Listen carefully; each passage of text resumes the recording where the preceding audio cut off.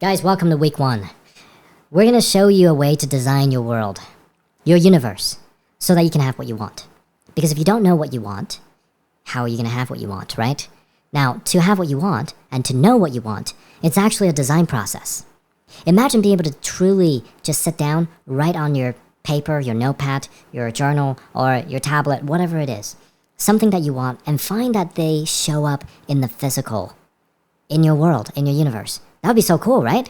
You know, when I was a kid, I used to dream of being able to help out my father because I knew that he worked so hard and that, he was working so hard to support our family and at the same time he struggled a lot financially in terms of how little he was able to earn with how much time he was putting in. And that was a struggle because I never saw him much. And I remember wanting to see him more, and I wanted to see less stress in his eyes and see that he would relax.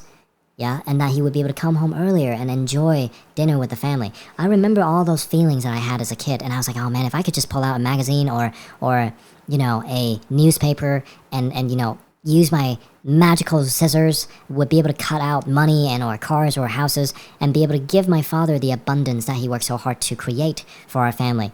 That would be amazing. That was what happened in my mind. I was like, oh man, that would be amazing. Well, first off, I'm going to tell you this. It may not be literally that.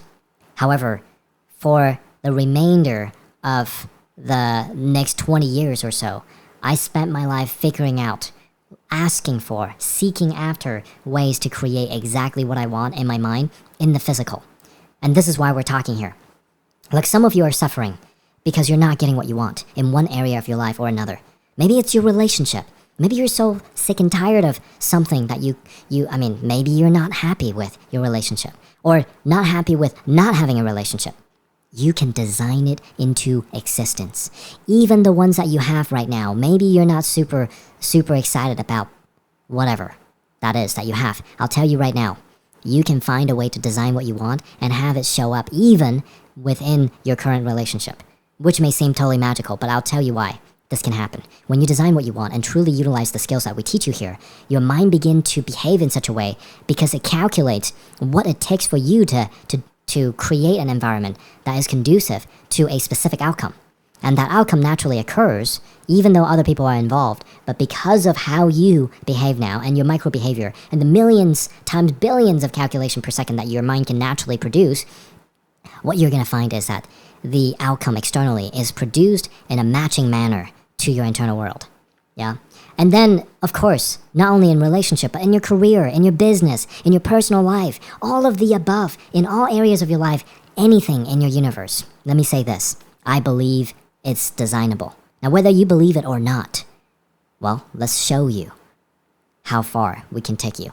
So, one of the first things I want to point out, it's one of the most important things that you need to know, is that there is a difference between how you feel and what your goal is. Yeah, because a lot of people don't understand that your goal is entirely different than how you feel, your state. Some people come to us, they're like, oh man, if I could just achieve this one goal, that would be amazing. And I'm like, what's your goal? They're like, I just want to be happy. Now, you may think that sounds funny or too cliche, but that's actually quite often. Or I'll get someone say, I just want to feel freedom. Guys, I'll tell you right now, that is a description of a state or a label of an emotional state or value. It's not actually a goal or outcome.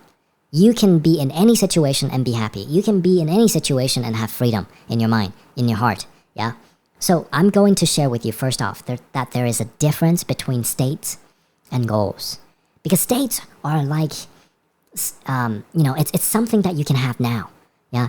It is like some may call it a feeling. Yeah, some may call it just something that is, like a value, something that's important to you.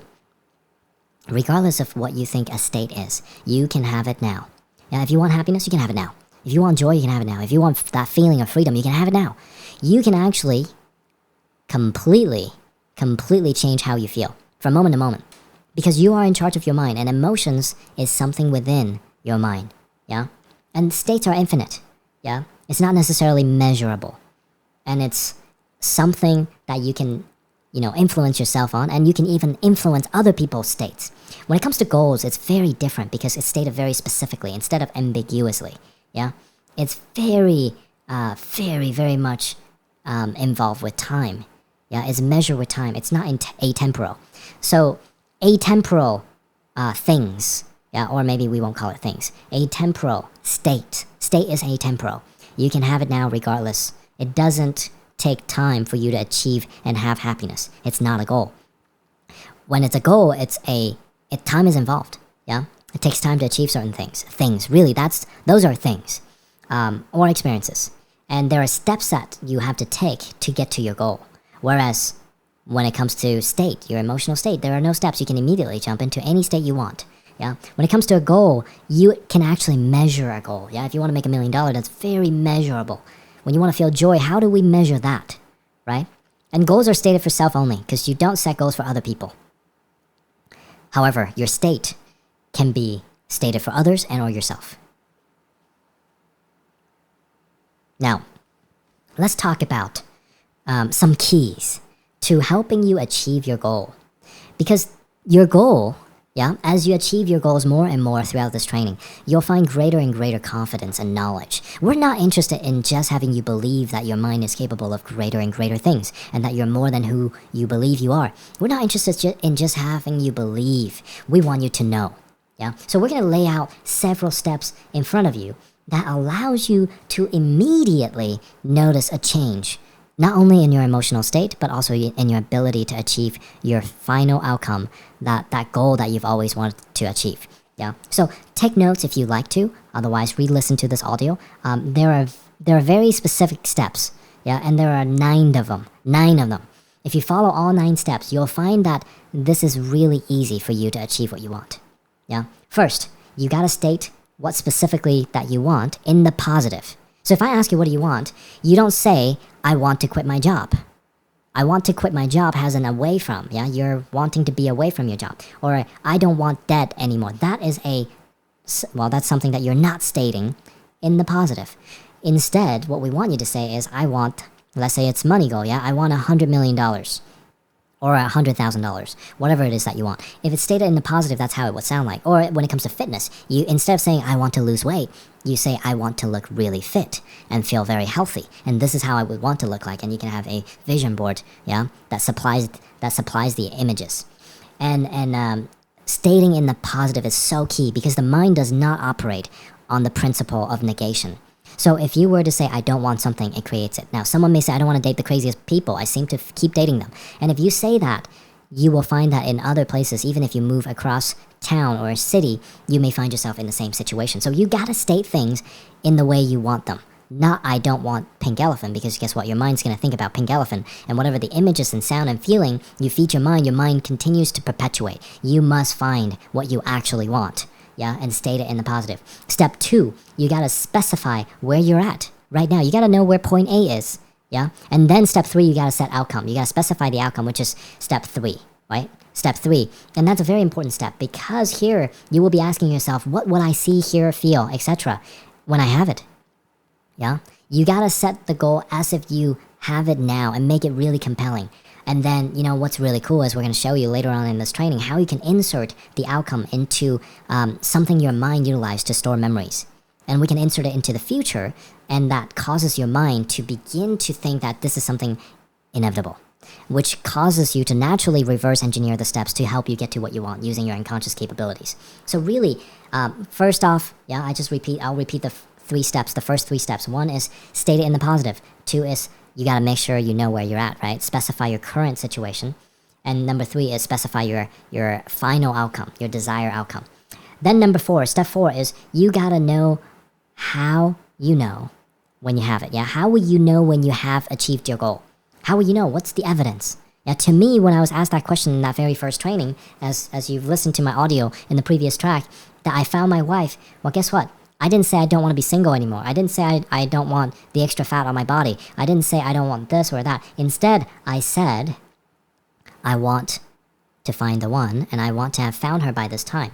And how will I know I have it? Well, I will know because I will have walked out of the wedding venue with my bride, my wife, and that we would laugh and have a really good time, and that we would, you know, go on to the next thing. Now, what's cool about that is you knowing what you want and specifying how you know that you will have achieved it. Yeah. For some other people, they may not be stepping out of the wedding venue, right? That moment in time. They might be like, oh, the moment I put the ring on.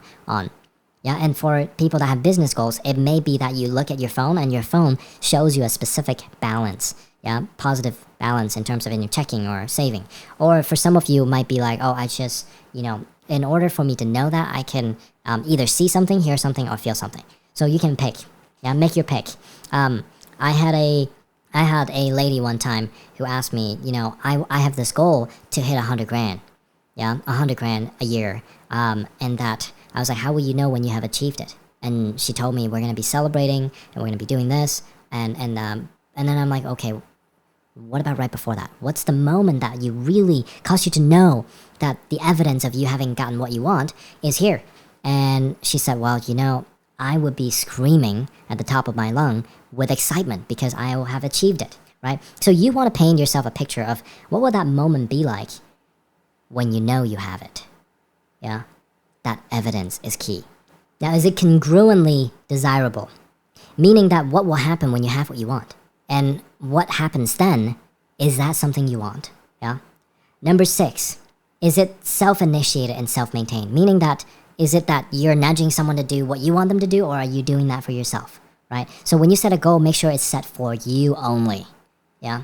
You can't set goals for other people. Set goals for other people. Number 7 is it contextualized appropriately? Meaning where is this happening, right? If you set a goal and you say, hey, I want a yacht in Monaco, and the evidence is that you're standing at the dock picking up the yacht, right? So now you gotta know where, when, how, and with whom do you want it, right? Where is Monaco? When, a certain, time in the summer or in the winter of let's say 2021. And how? Well, you gotta write that yourself. Yeah?